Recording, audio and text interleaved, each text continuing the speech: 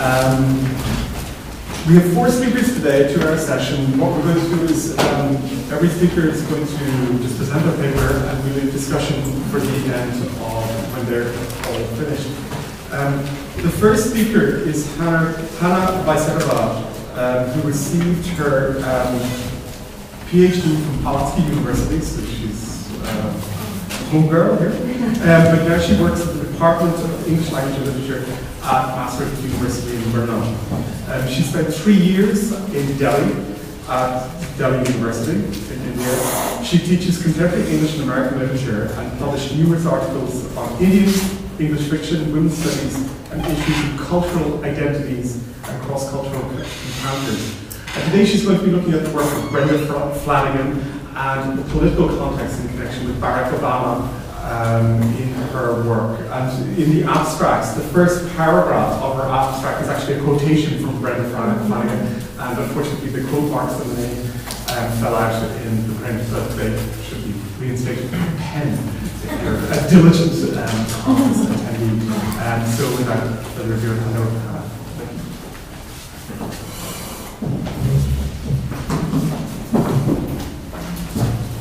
Thank you, Justin. And thank you for inviting me here for the colloquium. I'm the home bear, so this is my home ground. And I'm glad to be back. So my today's topic is about Myanmar crossing the color line, emotions and writings. In here, you can imagine this is perhaps a sort of a journey of Barack Obama, and somewhere on the way, you know, he can or he can't cross the color line. So let's see where we get. And I thought it was quite interesting to link perhaps, tale of a story, personal story of Barack Obama to the tale of this woman. This woman is Brenda Flanagan, and there have been so many things on Barack Obama, but I decided to work with her for various reasons, which I'm going to discuss. So just to give you sort of, back information. She is someone who is an amazing achiever who seemed to cross the color line as Obama. She comes from Trinidad, from a very sort of cool background, and as a child she had danced calypso to earn money, and then she managed to go over to the US, where she worked as like a houseworker, and eventually she became a university professor and the culture ambassador for US, and also she is recognized for essays and writer of African American literature and creative writing. Obama in here, we can see someone who has been known from the 2 biographies which came out. Of course, people with a very nice picture of Obama from his biography, Letters from My Father, but also recently this David Marani's, biography came out. So we are getting another side of a picture. But what we want to look at is his blackness and how is it treated, in this particular poetry. So if we look back at this crossing, this could be a journey, and somewhere in the bushes there are various partisans who are just trying to get to the sort of, white paths, and just to get to the sort of ultimate goal, and let's see if it's possible to cross the line. So these are sort of objectives of my presentation. Obviously, it's very interesting to look at the fact that when a person becomes a president, that it generates such a huge response, not only in emotions, because it's quite normal in the US, I would say, but in poetry. I don't know, perhaps better if there was another, president who would generate such a large body of poetry. So this election raised numerous responses and emotions, and one of many is the poem which I'm going to talk about. So the poem also uses this sort of a cliche. Crossing the color line has become a cliche, used or overused by various media. And of course, there are lots of people who do argue if there's a possibility of post-racial era, and it's like a huge topic. So in general discourse, outside of poetry, we seem to get lots of contradictory responses on Obama's racial affiliation. Is he black enough? Who is this guy? And I'm also going to talk about some of those voices. And last but not least, this body of poetry also offers refusal of African American historical achievement and legacy of slavery. And in Brenda Flanagan's case, she does a wonderful job in sort of rewriting and sort of reimagining the African American history, literary history, and she's also filling in the gaps. So this would be sort of the general outline. So Obamiana, these are some examples of Obamiana, but there are so many other books. So if you would just look around, you would find that there were so many people who were inspired, you know, by all those emotions, and they just felt like writing, you know, a poem on Obama. And in most of these poems, there are lots of people who are black writers, and they seem to identify with his blackness. On the other hand, you know, we can come also across lots of contradictions, because we can see that this person is not really a black, you know. He could really have to sort of raise responses to Condoleezza Rice in the earlier presentation. So in here, this is a quote from an essay by Zadie Smith, which came out in 2008, and in here, she sort of explains herself, and she links her own story to Obama. So when your personal multiplicity is printed on your face in an almost too obviously thematic manner, in your DNA, in your hair, and in the mirror is not the badge of your skin, well, anyone can see you come from Dream City. In Dream City, everything is doubled, everything is various. You have no choice but to cross borders and speak in tongues. That's how you get from your mother to your father, from talking to one set of folks who think you are not black enough to another who figure you are insufficiently white. Excuse me. So what she says is that speaking tongues, it's something, you know, what is necessary for a person who is having sort of multiplicity. So for Barack Obama, we do know, you know, that his mother, you know, was a white person. His father was Kenyan, who disappeared from his life, and then, you know, he was brought up in white sort of environment, like grandparents hopping on in different places. So obviously he had to acquire various tongues. You know? So another quote for Zadie Smith: "He's a self-created man, and he sees in them whatever we want to see." This is another sort of challenge for all these, you know, writers, and I'm going also to talk a little bit about Jesse Jackson, who are either happy or unhappy about his blackness. So, it's my great pleasure to welcome you today with us, Madam Flanagan. Okay. Sorry about that. So, thanks to the American Cultural Center and thanks to Marketa Kolarova, I'm actually going to play the poem. So, in here we put it somewhere here. And we can just play the poem. And, yeah. Okay. Dear Barack, you came. Where that is. Hopefully we are going to play.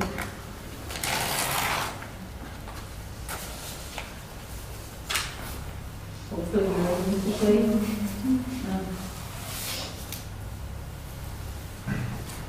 Maybe we could stop this. So, please excuse me. I spoil this. No, just spoil. I'm not going to touch anything.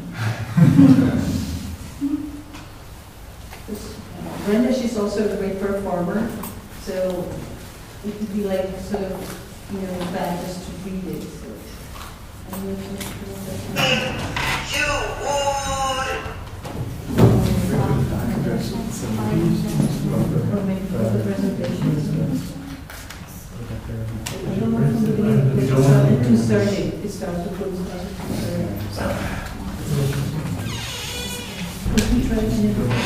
Because it's also in the presentation, but before it was like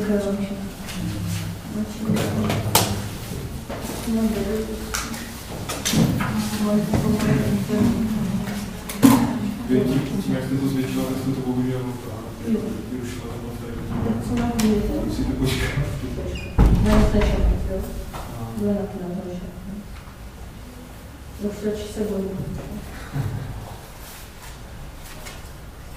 So anyway, just I can like use the time when the computer is still working. So Brenda Flanagan is basically putting up this poem as her own sort of emotional response. So Obamiana is full of emotions, and she herself was in Karaganda in Kazakhstan, And she was actually sort of facing a situation in there when she was forced to join the convoy to continue in her journey, and that was like a great metaphor which offered itself, and she sort of used it in her poem. So the poem has two parts. The first part is sort of worked out metaphor on the journey for Barack Obama, and the second part of the poem is sort of coda, where she sort of rewrites the African American history, which is very, very interesting.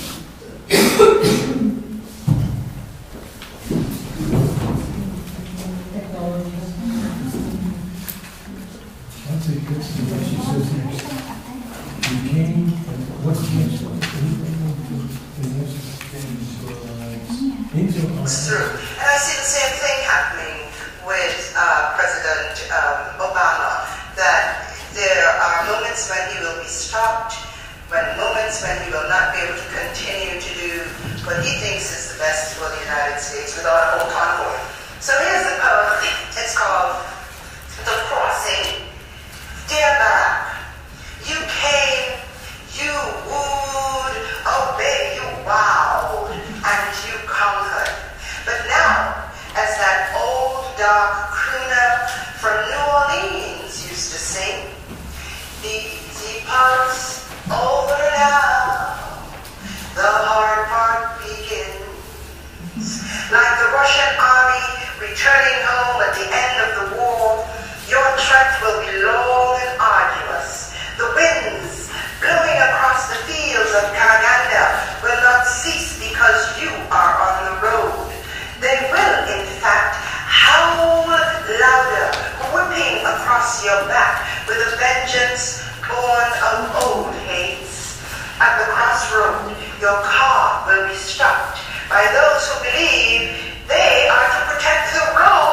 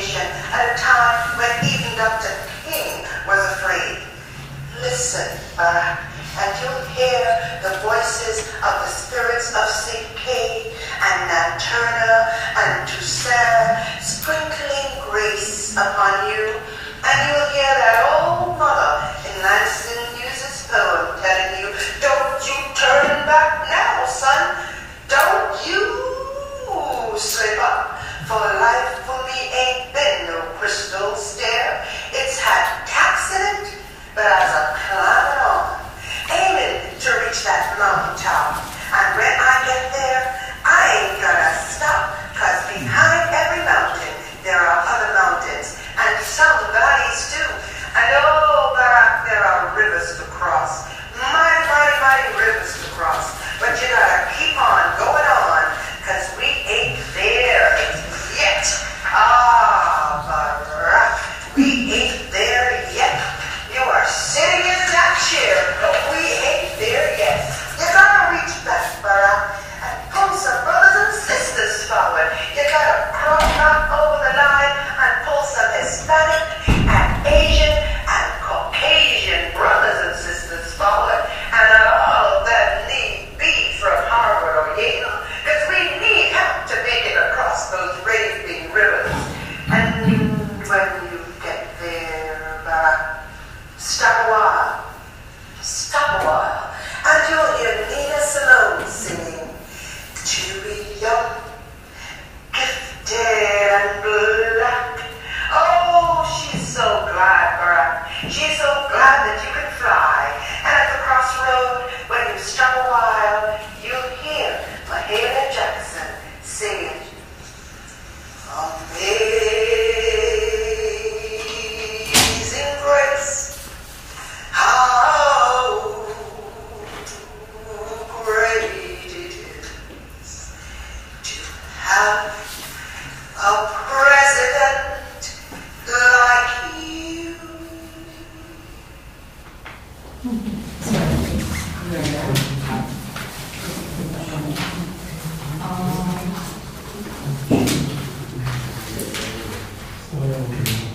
So in here, we have a couple issues what we can look at. So if we are talking about the loaded color line, what is it? Everyone knows the origins. We have studied it in our American lit classes that, the origin is unknown, but it's connected to W.E. Du Bois, the line mentioned in The Soul of Black Folks and some other essays. And also, in the sort of overall history of the African American achievement, which is sort of summarized in the Coda, we are mentioning, names which we know. But what I found particularly interesting was filling in the blanks. So, for example, Claudette Colvin, she was someone who was not really known, but she was supposedly someone who did the bus boycott before Rosa Parks. But because the NAACP was sort of a class and color conscious, she wasn't chosen as the face of the movement. She was supposedly 15, she was too dark, and she was married and pregnant. So now, she's being rediscovered, and people write on her very much. Another people connected around her story is this white woman. And in the poem, she's mentioned that, she is similar to your mama, because this is Jen Robinson, and she was actually suggesting to Dr. King, let's have the bus boycott on her, but he said, no, let's wait, we have to find the proper face, the Rosa Parks. And this was Mahalia Jackson, who is also mentioned in there, and she's the singer. She would sing to raise money, for the boycotts, and she would be side by side with various events. So in here also, I was thinking if Brenda Flanagan sort of refers to his black side of his identity, in that case, what is blackness these days?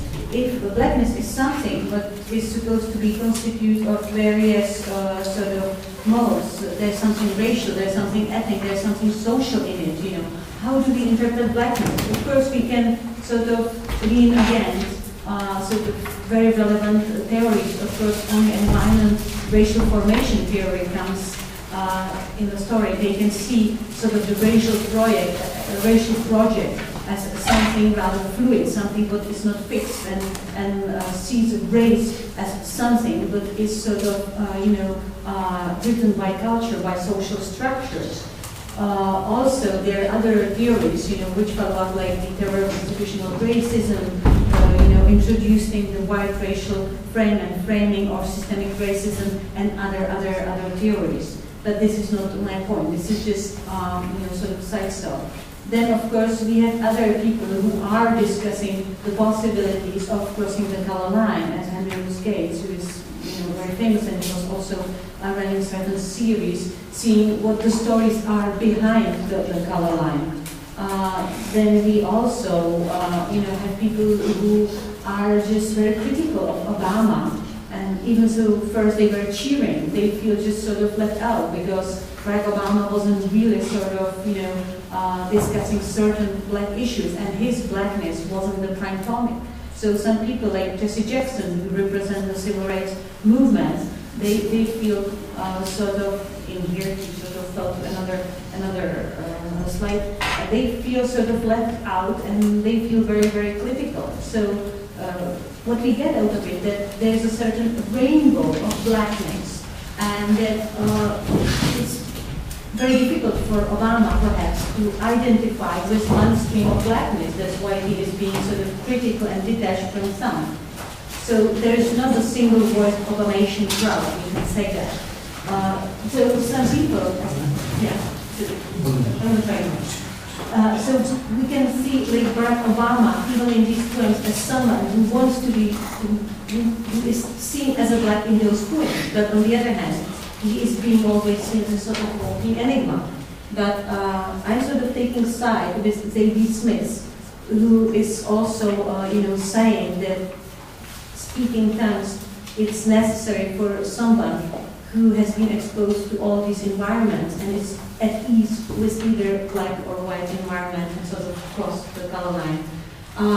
And in here also there is like a little note of Brenda Flanagan, which now you remember, because when we read, for example, Toni Morrison, she is from one side of the country, and she is having her own stories. And Brenda Flanagan, with his Trinidadian background, is going to have her own account and reading of meaning of blackness. So all various writers, they have their personal accounts of blackness. There is not a monolithic blackness. There are various stories of blackness. There is a rainbow of experience.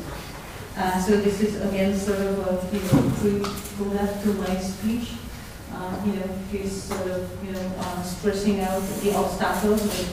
But, she also mentions the convoy, that other black people will be very inspired and pull out, perhaps. And this is the eve of the presidential election. So we can continue various debates. Of course, the color line wasn't really crossed, but.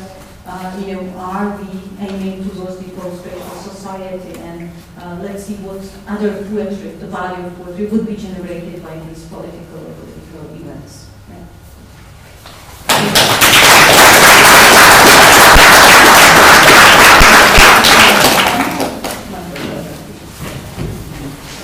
So thank you.